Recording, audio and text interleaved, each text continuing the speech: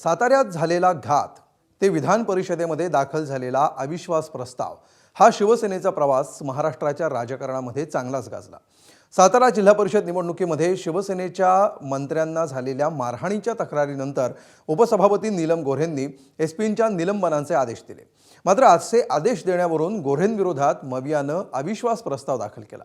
त्यामुळे भाजप विरुद्ध शिवसेना या मुख्य संघर्षात दोन्ही शिवसेनांमधील एक उपसंघर्षही पाहायला मिळाला।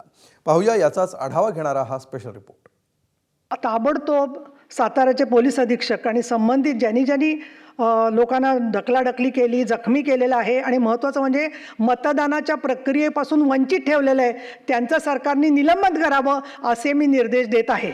विधान परिषदेच्या उपसभापती डॉक्टर नीलम गोऱ्हेंनी सोमवारी हे आदेश दिले आणि विरोधकांच्या भोवया उंचावल्या।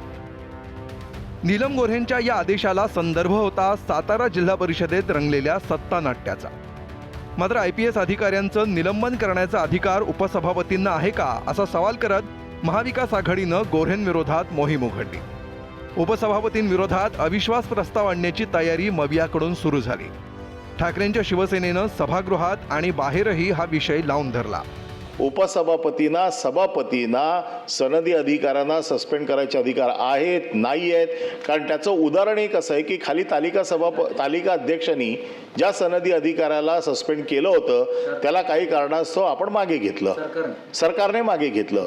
आता हे मागे घेताना कशाच्या आधारावरती घेतलं, तसा तो त्यांचा आदेश चुकीचा होता का, या सगळ्या गोष्टींचा आमच्या मनात अजूनही नीट खुलासा झालेला नाही आहे। आणि त्यामुळे या सगळ्या गोंधळामध्ये आम्हाला असं वाटतंय की खुर्चीने घेतलेला निर्णय जर मिसयूज ऑफ पॉवर असेल तर उपसभापतींना असा निर्णय जर आपल्या खुर्चीचा गैरउपयोग करून जर घेतला असेल म्हणून आम्ही त्यांच्यावरती रिबोल प्रस्ताव आणलेला आहे। शिंद्यांच्या भावाच्या जागेत सापडला ड्रग्जचा साठा, मॅन्ड्रेकचा, तेव्हा त्यांना वाचवण्यात पण हे तुषार दोषी होते आणि आता कालच्या झुंडशाहीत सुद्धा हेच तुषार दोषी होते। त्याच तुषार दोषीच्या निलंबनाच्या कारवाईसाठी तुम्ही काल आग्रह धरलात आणि उपसभापतींनी आदेश दिले निलंबनाचे, त्यांना तो अधिकार आहे का? राहुल नार्वेकर यांनी विधानसभा अध्यक्ष म्हणून पक्षफुटी संदर्भात शिवसेनेचा जो अत्यंत घातकी निर्णय दिला लोकशाहीच्या दृष्टीनं, त्याच पद्धतीनं विधान परिषदेच्या चेअरवरून कोणी असे निर्णय देत असतील तर आवाज उठवायलाच पाहिजे। यात खरा ट्विस्ट तेव्हा आला जेव्हा नीलम गोऱ्हेंविरोधातल्या या प्रस्तावावरच्या पत्रावर कुणाच्या सह्या आहेत हे समोर आलं।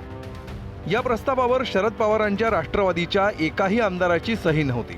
या पत्रावर सही करणारे आमदार होते ठाकरेंच्या शिवसेनेकडून उद्धव ठाकरे, मिलिंद नार्वेकर, ज.मो. अभ्यंकर, अनिल परब, सुनील शिंदे आणि सचिन अहिर, तर काँग्रेसचे आमदार भाई जगताप, धीरज निंगाडे, राजेश राठोड आणि सुधाकर आडवाले यांच्याही यावर सह्या होत्या।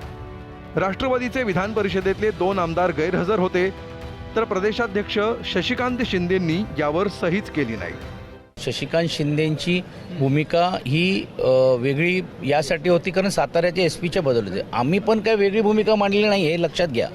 आमचं म्हणणं त्यांचे अधिकार आहेत, पण तालिका अध्यक्ष ज्यावेळेस विधानसभेचा त्यांनी घेतलेला एक निर्णय सरकार बदली करतो, याच प्रकरणामध्ये माननीय मुख्यमंत्री वेगळी भूमिका मांडतात आणि उपसभापतींनी निर्णय अगोदर जाहीर करून झाला। म्हणून आम्ही तेव्हा अधिकार त्यांना आहेत का, आणि अधिकार जर असेल तर तो सस्पेंडेड झालेला अधिकारी एसपी राहणार आहेत का, हा मूलभूत प्रश्न विचारण्याचं काम केलं आणि म्हणून सभापतींनी तो निर्णय राखून ठेवलेला आहे। शशिकांत शिंदेंनी नीलम गोऱ्हे यांच्या विरुद्ध असलेल्या आजच्या प्रस्तावावर का सही केली नाही असा प्रश्न उपस्थित झाला आहे, पण यामागची नेमकी काय पार्श्वभूमी आहे हे समजणं अत्यंत महत्त्वाचं आहे। ज्यावेळी साताऱ्याची जिल्हा परिषदेची निवडणूक होती त्याआधी शिवसेना आणि दोन्ही राष्ट्रवादीची युती झाली होती, पण ज्यावेळी जिल्हा परिषदेचा अध्यक्ष बसायची वेळ आली त्यावेळी गणितं फिरली, यामुळे फटका हा बसला तो सर्वात जास्ती शिवसेना पक्षाला बसला।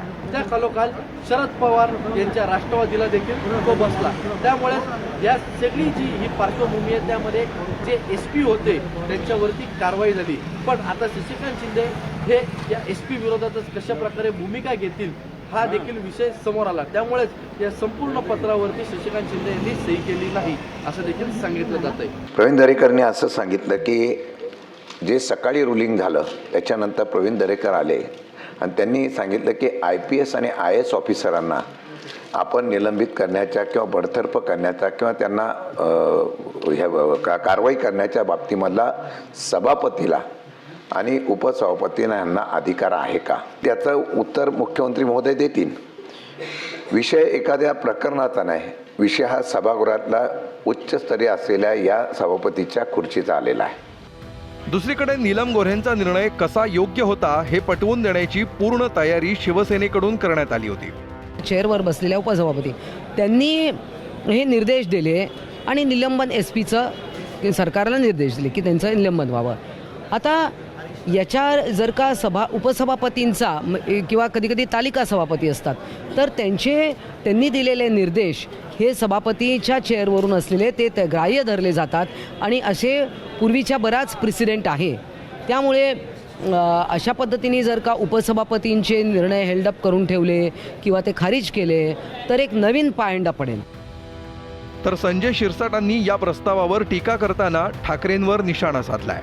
सभापतीच्या चेअरवर उपसभापती असेल या सभापती असेल तालिका सभापती असेल यांना हे संपूर्ण अधिकार असतात. मला वाटतं विरोधी पक्षाच्या नेत्यांनी जे कलम 9 आहे विधानसभेचं कामकाजाचं ते वाचलं पाहिजे.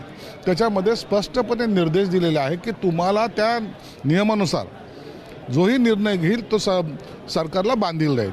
म्हणून त्या अनुषंगानं निलमताईंनी घेतलेला तो निर्णय आहे आणि त्याची अंमलबजावणी करणं हे सरकारचं काम आहे. मुख्यमंत्र्यांनी कायद्यातल्या तरतुदी सांगत या प्रस्तावावर आपली बाजू मांडली. सभापती, अध्यक्ष किंवा अगदी तालिका सभापती देखील परिस्थिती अनुरूप एखादा निर्देश देऊ शकतात. पण तो निर्देश दिला म्हणजे आता त्याच्यातनं सुटका नाही, ते ब्रह्मवाक्य होऊ शकत नाही. त्या संदर्भात जी वस्तुस्थिती असेल त्या वस्तुस्थिती अनुरूपच त्याच्यावर कारवाई होते असा माझा समज आहे. मवियाच्या या प्रस्तावावर आज दोन्ही बाजूंनी चर्चा झाली.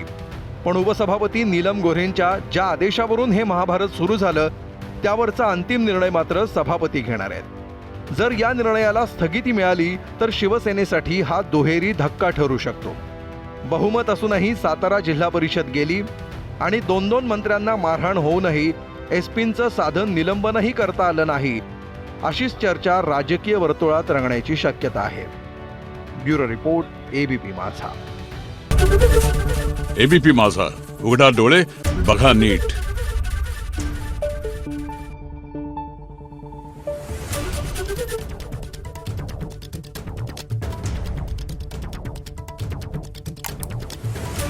Thank you.